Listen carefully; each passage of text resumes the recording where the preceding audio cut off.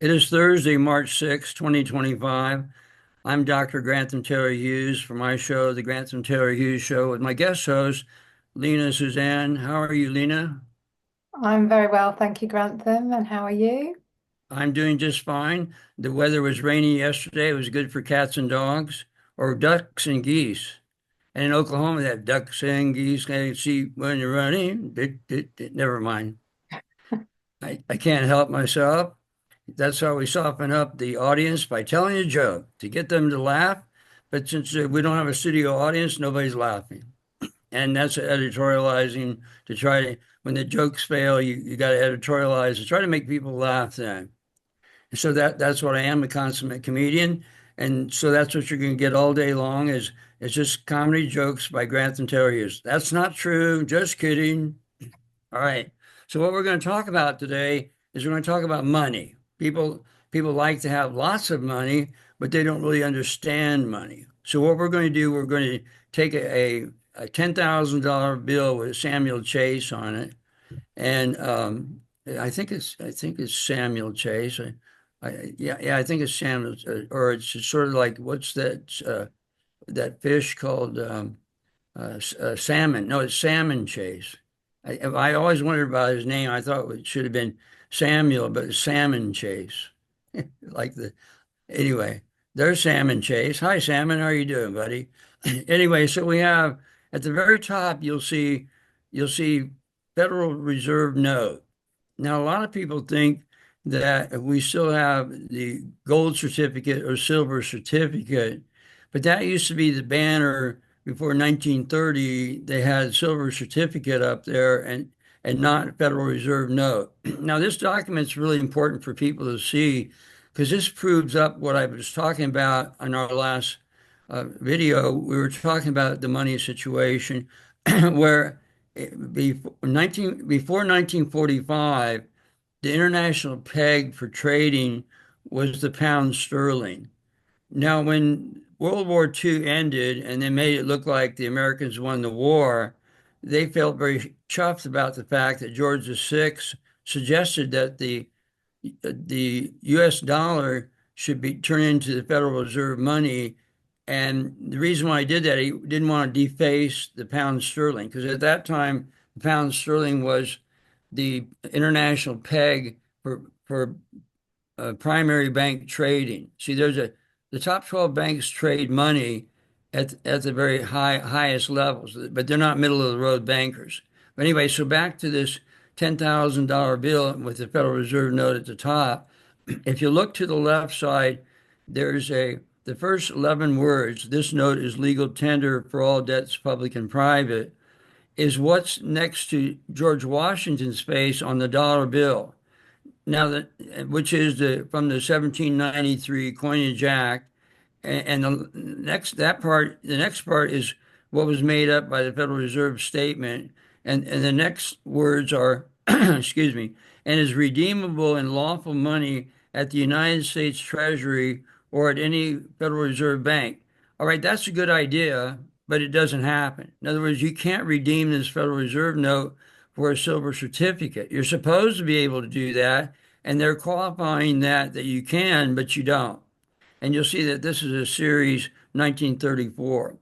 And but this was after 1930. You can see that now they were issuing Federal Reserve notes. Excuse me.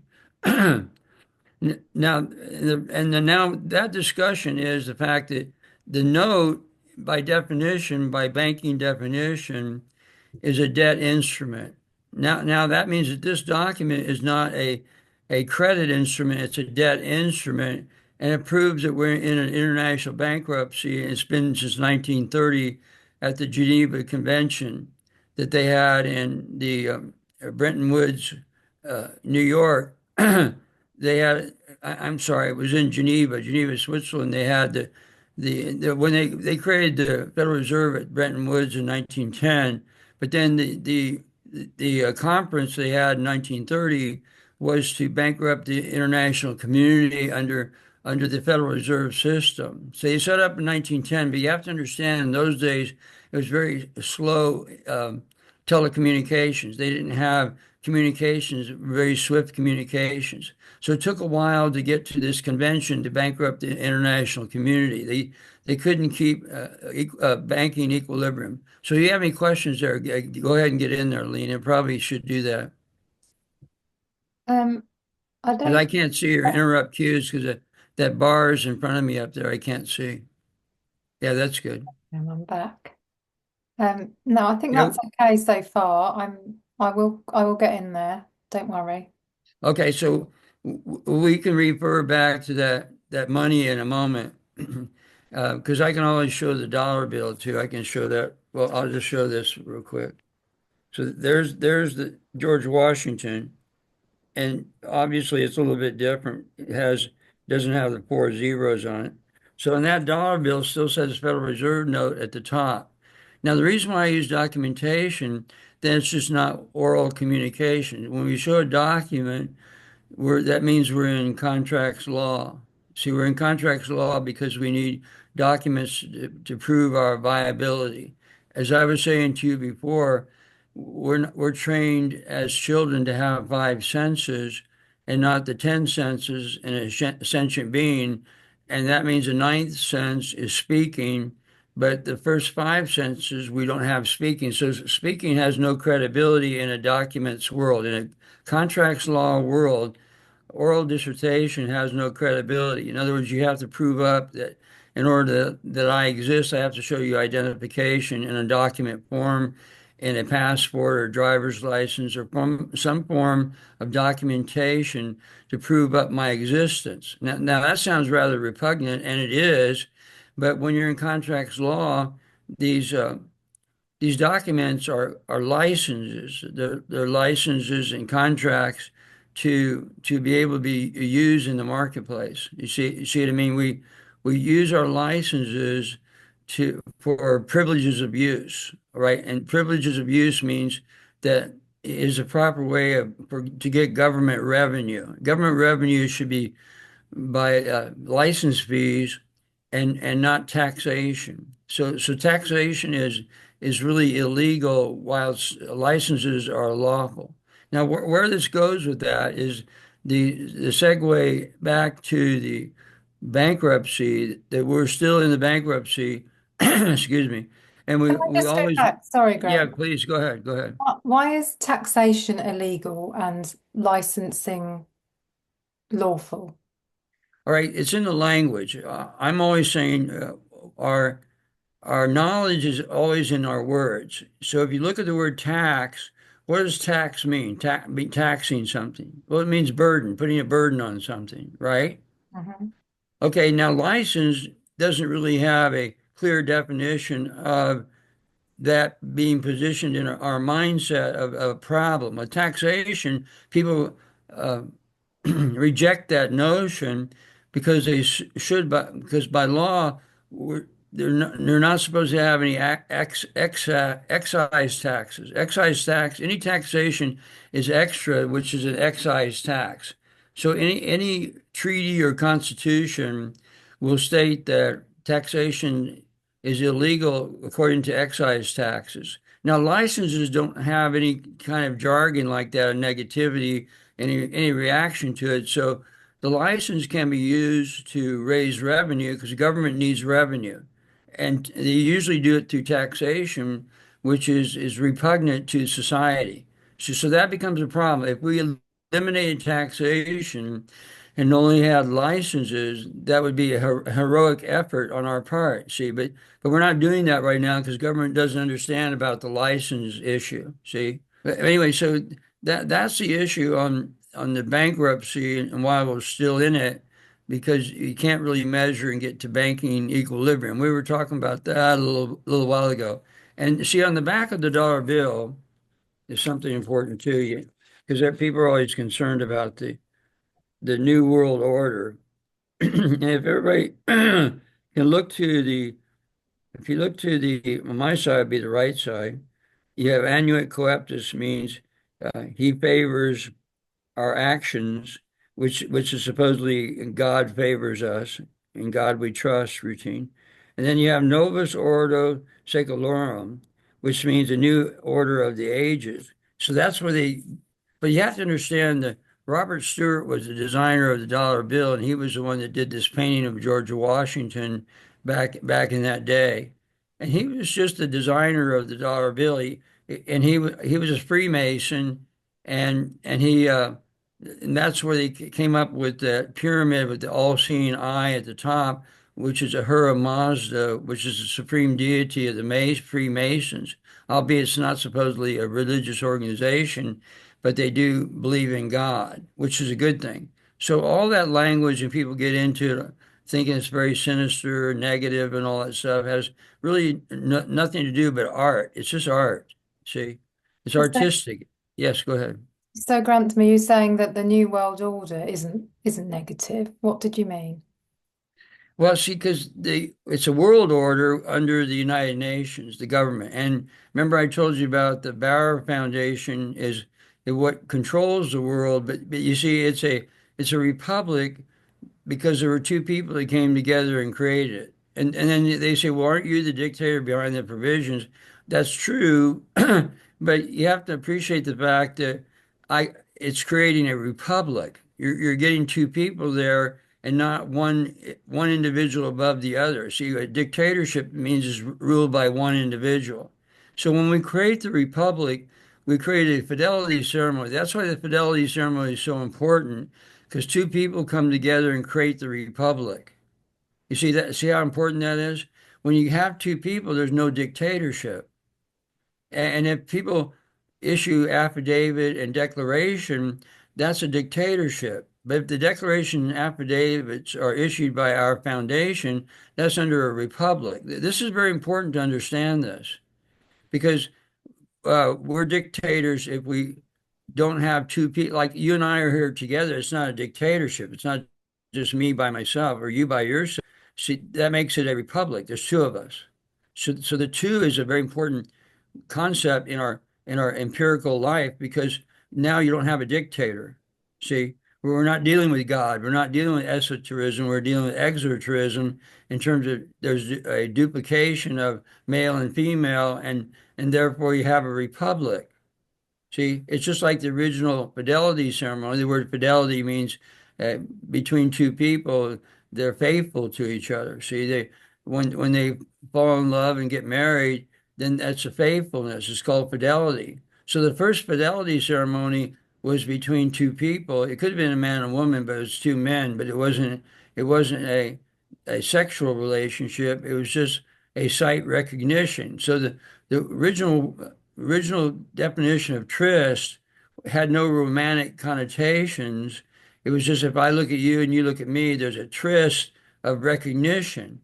See, tryst is a recognition, and that's where the word trust is a derivative of the word tryst.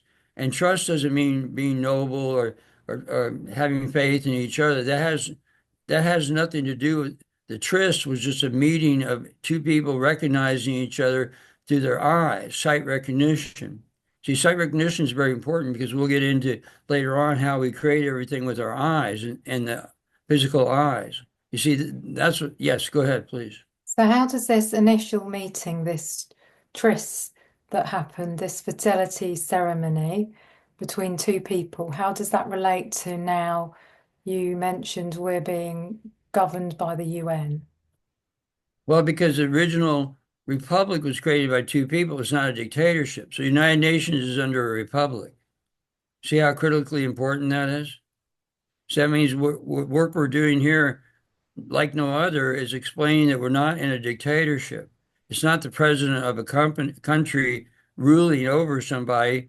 The rulers are the creator and exchanger grantor of the Barrow Foundation, and the United Nations is their government. Hmm. Okay, now people might not know that, and I have to define it and have to be the voice for it, but that's okay because what I'm pointing to is a republic.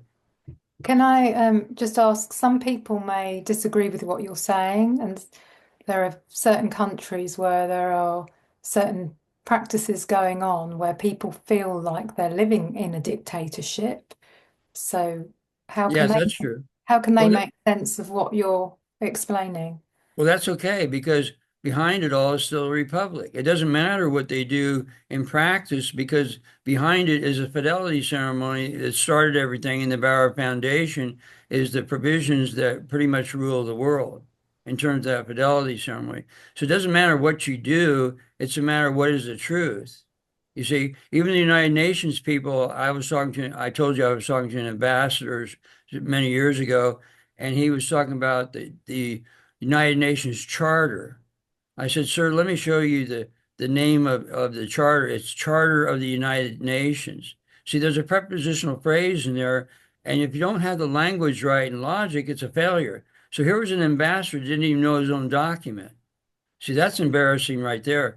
But you see, that's why I have to be the voice of clarity on these things and probably the only person that has the knowledge because it's my responsibility to voice it and to clear it up and define it properly so that we'll be able to uh, have the credibility of our documentation in reference to the Barrow Foundation and its provisions. Like I said before, we have a republic. There's no dictatorship. It doesn't matter what other countries do because behind the whole thing is a republic. Now, you see how important that discussion is? And that's what this group, this entity we create between us is very powerful because we're getting to some really fine truths here. And I really appreciate you being here and helping with that. And I appreciate you as well, Grantham. I'm just wondering though, how does this information help people who, okay, we understand from what you've said now that behind it all, it's not a dictatorship, it's a republic. But how can that information help people who feel like they're living in a situation which is a dictatorship? Well, yes, because when we start with the basic fundamentals of truth, then we can move on from there. See, if we don't know, then we don't really have the truth. So that's the real problem. So once we lay the foundations, like us, we'll be talking in the future about native language and the cosmos and things of that nature. Because we lay the truth in place, then we have a foundation. See, that's what the foundation means. You have the truth and not something that's derivative of the truth. So once we have this understanding that two people came together to create a republic, which is real critical mass to have that foundation, then you feel a little chuffed. You have the knowledge, you feel better about that. That's why watching our videos, you feel a little better about yourself because you have knowledge of what's going on in reference to government and all that business. So that means that you might go out there in the marketplace and have a better conversation with people to help them lay the foundation too for them to comprehend this particular truth we're discussing. See, that's the important part here is to get the proper or original concept. I'm always telling people, go to the source of your information. Who's the one that's teaching you? What are your documentations? What is your religion? Who are your government people? Who are your teachers? Who are they? What is the information? And go to the source of information. But people don't do that. They get out on vectors, Lena, and talk about things that they're going helter skelter in all different directions. And then I slow everybody up and say, well, just hold up here. Who are you talking about? Where'd you get your information from? And let's explore the source of this information. See, that's what, yes, go ahead, please. So are you kind of saying that if people understand this information, this truth, that actually if enough people understand it on the in their things will change in their daily experience within their countries. Things will start to change on the outer kind of, it's not Yes, just about ideas and understanding, things yes. actually materialize and change in practice. That's right. Empirical practice, it'll change because once you have the basics, then you can make empirical change. You can make an exoteric change. If you don't have the basics, how do you make the proper change? You can't do that. You're out on some vector, you're out on a tree limb and not at the trunk of the tree. Trees are a very good example of solidarity. See, like if you the tree has a really rough bark on it, dealing with all the negativity in the lower worlds. But if you take off that tree bark, there's a white, pristine wick to the whole thing. It's really wonderful. But then they have also limbs that spread out all to go really far. So if you're out there, way out there on the limb and not back to the source of the tree trunk, it's kind of like we're the tree trunk. We're the source of things. And once you get that, there's stability in your mindset. So you get to balance with that and you feel better about yourself. Once you feel better about yourself and have knowledge, because we've talked about knowledge is everything. People seek knowledge, but where do you get that fountain of knowledge? You got to go within, sure, of course, but then we have to corroborate that. I have to be talking about something that you're thinking about. That's why people like what I have to say, Lena, because I'm talking about what they're thinking about, and they get excited about it because it's about truth within each individual, not just me. I'm touching on things that people already know because I'm a self-realized person studying with my Tibetan Lama teachers in the Far East for about 3 years in Tibet. You see what I mean? So that's the important part is people feel better about themselves once they get a foundation. So that's what we're trying to do. You and I are trying to get a basic concept, a basic fundamental foundation on a lot of different subject matters that we haven't even talked about yet. And we will in the future because there's so much to discuss. I mean, it's just amazing how much information is out there and how people are going to be very excited about listening into our videos because we're going to the source. We're going basic, we're going simple. This is not complex. It's really easy, don't you think? Easy peasy, right? Two people come together, they see each other, and we document it. Wow, that's pretty amazing. There's nothing difficult about that. So, if people have this understanding, this concept that actually behind everything there is a republic, it all started with this meeting of two people, that having that understanding can actually materialize the republic in their daily experience. The way Yeah, they experience life will be better eventually. yes, because now that means you're recognizing another human being. It's not just them by themselves. Dictator's all by himself. If I recognize you and look into your eyes, that's sight recognition. See the fundamental there, the fundamental of sight recognition and staying with that concept of seeing somebody else, that means there's somebody outside of you. That means there's two people at least. See, that makes a republic. Why did they have Adam and Eve in the Bible? Well, you had two people. See, that's the point of that whole thing is they recognize humanity in each other. Without sight recognition, you're by yourself. You're a dictator. See, when you're the only one person and you don't have a sight recognition of another, that means you're a dictator. See, when people listen to that video, they realize, oh, that's right. I'm not the only person out there. I can go and see other people. I can use my eyes, especially in the Western countries. They don't use their eyes. When you go to India, you get off the plane, everybody looks at each other in the eyes. In the West, they shy away. Don't stare at somebody else. That's not polite. That's ridiculous. Our eyes are for seeing. We need to look at each other and recognize our fundamental principle in life that there are people outside of your own self. See, people think they're all by themselves, Lena. Isn't that strange? Mhm. Yeah, they think they're the only person because they don't recognize their fellow man by taking a look at them. Oh, I can see you and they can see me. See, that's a fundamental life issue is that there are other people in your world. I mean, people might think that's silly or whatnot, but it really isn't silly because you're not recognizing humanity in somebody else. So the sight recognition is a critical mass for creating a republic.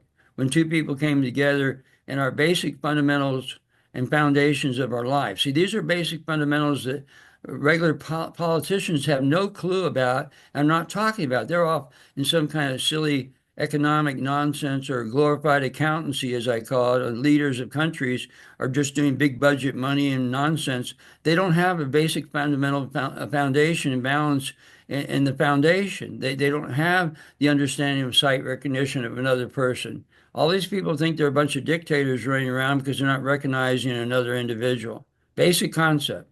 We stay with that and you recognize somebody else, then you're going to realize that we're in a republic. And I'm the one talking about this. I'm the one talking about this derivation, this source. And I'm saying, I am, right? Well, you're a dictator. No, no, no. We set up the republic with two people in a fidelity ceremony back in the day in the 12th century between my ancestry was King Frederick Bauer and Henry II Plantagenet, King Henry II. They came together in a fidelity ceremony. See, they were the originators of the republic, which is really important because the really critical mass for our lives during this time, because they're the ones who created the foundation of our present government, international government under the United Nations. That's the tenor of what's going on in our world today. And that's the truth be known of what controls everything, money, everything is and behind it is this fidelity ceremony that when they exchanged the certificate, that was the first medium of exchange. It was the first money that was paid between these two. You see, that's the origins of money too. It's very important. You can see how fundamentally incredibly important that fidelity ceremony was.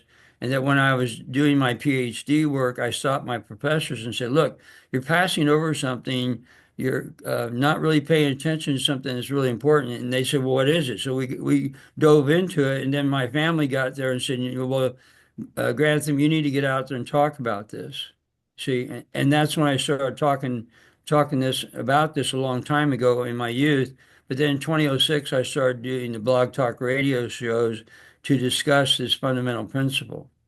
So you see how simple. Yeah, go ahead. I can tell you wanted to say something. Go ahead. So it sounds like when you talk about the sight recognition, Grantham, you're really just encouraging people to connect with other humans around them and recognize humans. I know when I walk around sometimes, only about half of the people that I walk past I can get eye contact with. Um, Sure. See, they don't, in India, everybody has eye contact. They use their eyes. Have you ever been to India? Probably not, right? no, I'd love Okay. to. When I first got there, I was just in shock because everybody's looking at each other. And it's cool because that's what your eyes are for, to look at each other. In the West, but you know the problem with that is, especially in America, it's an immature country because it's only been around a couple hundred years. But in India, they've been around thousands of years. And even Great Britain isn't as old as India. But in India, they use their eyes because that's what they're for, to see each other. I can see you, you can see me. Na, na, na, na, na, na. You see how it is? So in other words, that's what your eyes are for, is to look at each other. What's wrong with that? The eyes are not the windows of your soul, they're the mirrors of your soul. They're just mirrors. You're looking into a mirror. You're looking into your own self. You're not looking into the soul of somebody else. People get nervous about, oh, he can see me right into my soul. No, no, no. It's just a mirror. I see a mirror of my own creation. And we'll get into that later on, but you see how it is. We need to use our eyes in the West, and it's okay. But people get very apprehensive of all that. We could get rid of apprehension, and then we outflow, and that's what the golden age is coming up, is getting rid of apprehension. You see what I mean? And we see each other. So our videos and our discussions are getting rid of our daily apprehensions to just give out, to give and to receive. See, that's what what we'll be talking about the factor of focusing on mandalas, all these things we'll be talking about in the future, which are extremely important. But we're doing some fundamental work right now of understanding the basis of our government structure in terms of a republic, which is really important because it's not a dictatorship. And like I said before, once you realize it's not a dictatorship, you'll be outflowing to people more often than perhaps you were before because our world in the West is introverted. We're introverted on our own self and not using our eyesight. This is really important. I'm glad we were talking about this. It's very important. I just wanted to go back to the Republic, the fact that we have this UN international government that's a republic. So people might be wondering, why is it that on the individual level, when we look at some of the countries in the world, there's an appearance of dictatorship? People might want to understand that. Well, because they don't have the fundamentals. See, that's why our video needs to go viral. So even other countries, they can see the fundamentals. And then, see, that can seep into the government to realize when they get their knowledge that they may be able to change.